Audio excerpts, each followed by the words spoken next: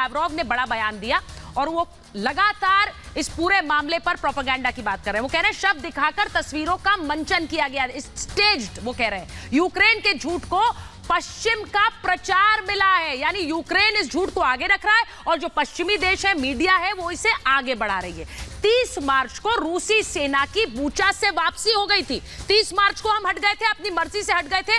31 मार्च को वहां के मेयर ने बयान दिया और कहा कि बूचा में सब कुछ ठीक ठाक है। तब उन्होंने इस बारे में कोई जिक्र नहीं किया, लेकिन 2 दिन के बाद रूस विरोधी प्रोपेगेंडा शुरू हो गया। ये कह रहे हैं लावरोव। वो कह रहे हैं 2 दिन बाद आप देखिए कैसे तस्वीर बदल दी। उन्होंने नरसंहार का आरोप लगा दिया, हमें आईएसआईएस से तुलना कर दी हमारी सेना की। ये सब स्टेज्ड है, इसका मंचन किया गया है, ये सोच समझकर रूस को बदनाम करने की साजिश है। ये भी मैं आपको बता रही हूं। इसी के साथ साथ जो बड़ी खबर है वो बता दूं, अब फ्रांस के राष्ट्रपति इमैनुअल मैक्रोन का बयान आया है।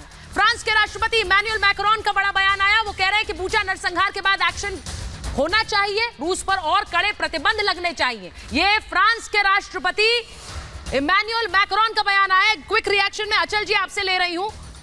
अचल जी, जो बात मेजर जनरल दयाल ने कही कि ये ऐसी कोई सेना नहीं करती है और ये स्टेज्ड पिक्चर्स लगती है, सर आपका कमेंट इस पर लूंगी, उसके बाद मैं उन सवालों पर जाऊंगी जो उठते हैं। पहले तो मैं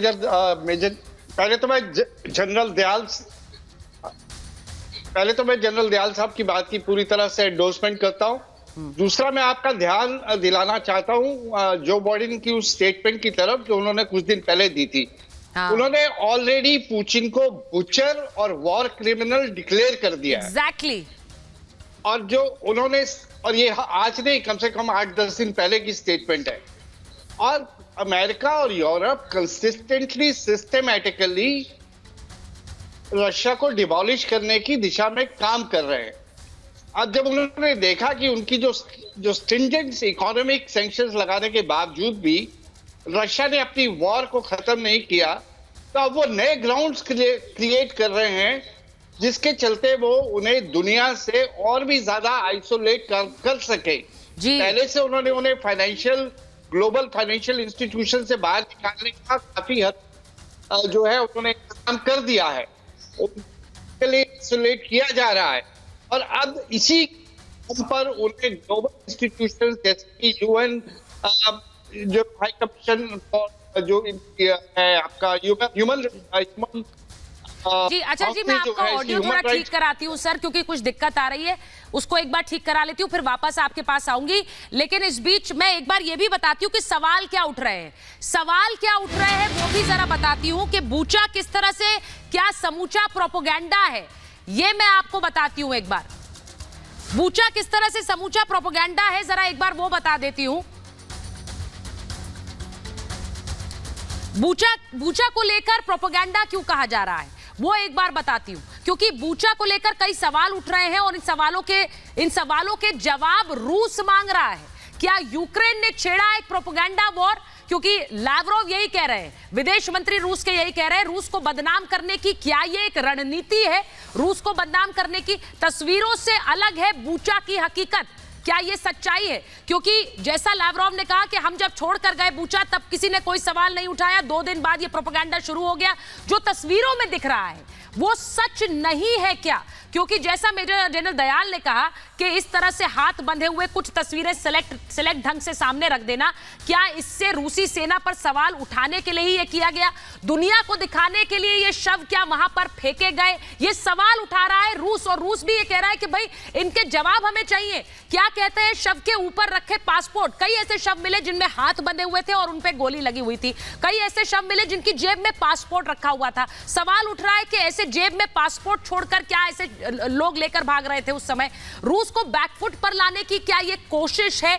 रूस पर एक इस तरह का प्रोपेगेंडा चलाकर इस तरह के प्रोपेगेंडे से रूस को हराने की, चित करने की कोशिश है क्या?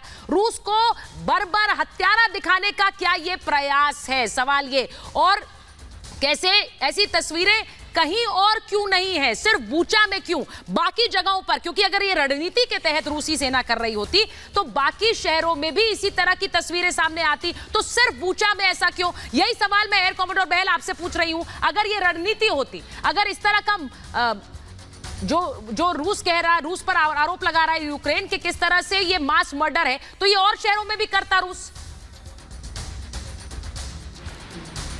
देखिए, अगर नरसंहार हुआ है जी तो बहुत ही निंदनीय है, लेकिन साथ में मैं ये कहना चाहूंगा कि इंटरनेशनल ह्यूमैनिटेरियन लॉज में बहुत क्लियर है कि सिविलियन पॉपुलेशन को टारगेट नहीं किया जा सकता, और इसमें अगर सिविलियन पॉपुलेशन ने आर्म्स नहीं उठाए तो अब यहां पे आके जेलेंस्की का रोल एक आ जाता है। 30,000 के करीब स्मॉल आर्म्स उन्होंने बांटे हैं सिविलियंस के अंदर।